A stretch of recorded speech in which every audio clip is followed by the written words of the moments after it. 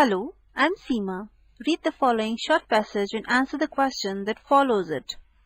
A major impediment to wide acceptance of electric vehicles, even on the part of people who use their cars almost exclusively for commuting, is the inability to use electric vehicles for occasional extended trips. In an attempt to make purchasing electric vehicles more attractive to commuters, one electric vehicle producer is planning to offer customers 3 days free rental of a conventional car for every 1,000 miles that they drive their electric vehicle. The question: which of the following, if true, most threatens the plan's prospects for success?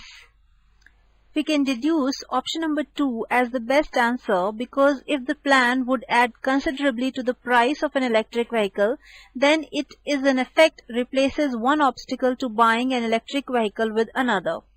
Option number 1 is incorrect because the producer's plan is focused on commuters, so the way some electric vehicles are used for commercial purposes is of no relevance to the plan.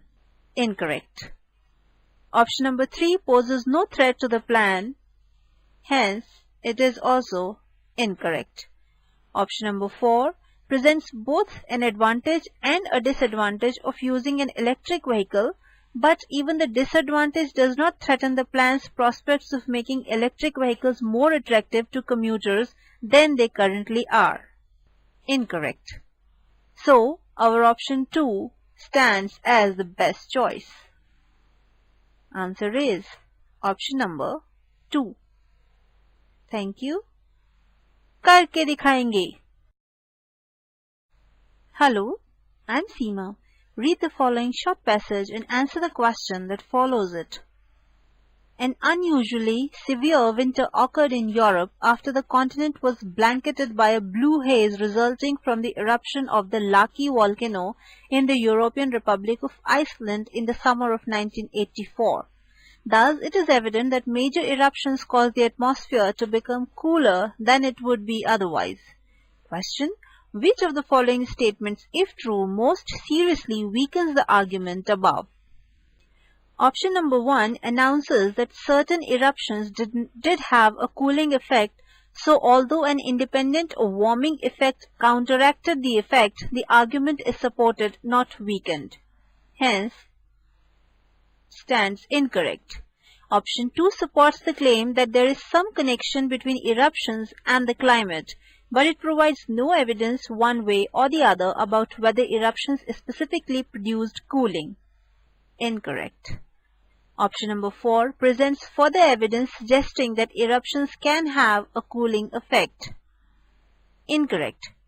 Option number 3 is the best answer because it describes an occasion when an eruption was followed by temperatures that were warmer than usual, not colder, and thus counterbalances the evidence offered in the passage. Hence, our answer is option number 3 because it is seriously weakening the argument given above. Our answer is option number 3. Thank you. करके दिखाएंगे. Hello, I'm Seema. Read the following short passage and answer the question that follows it. The given question is, which of the following describes a significant flaw in the author's argument above? For the solution, the flaw in the author's argument is that he draws a conclusion and generalizes the argument from just one sample. Moreover, the sample is not indicant enough to draw the conclusion. This is highlighted in option number 4. Thus, option number 4 is our correct choice. Answer is option 4. Hope this is clear. Thank you. करके दिखाएंगे. Hello, I'm Seema. Read the following short passage and answer the question that follows it. A common defense of sport hunting is that it serves a vital wildlife management function, without which countless animals would succumb to starvation and disease. This defense leads to the overly hasty conclusion that sport hunting produces a healthier population of animals. Question: which of the following, if true, best supports the author's claim that sport hunting does not necessarily produce a healthier population of animals? For the answer, the author's claim and the claim of the passage do not concur with each another. So the option sought should be such that it negates the claim of the passage that sport hunting produces the healthiest population of animals.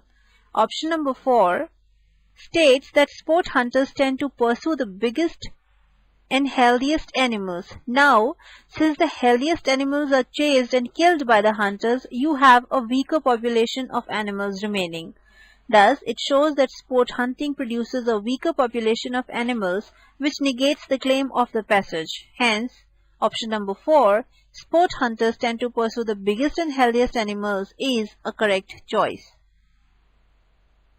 Our answer is option number 4. Thank you. करके दिखाएंगे. Hello, I'm Seema.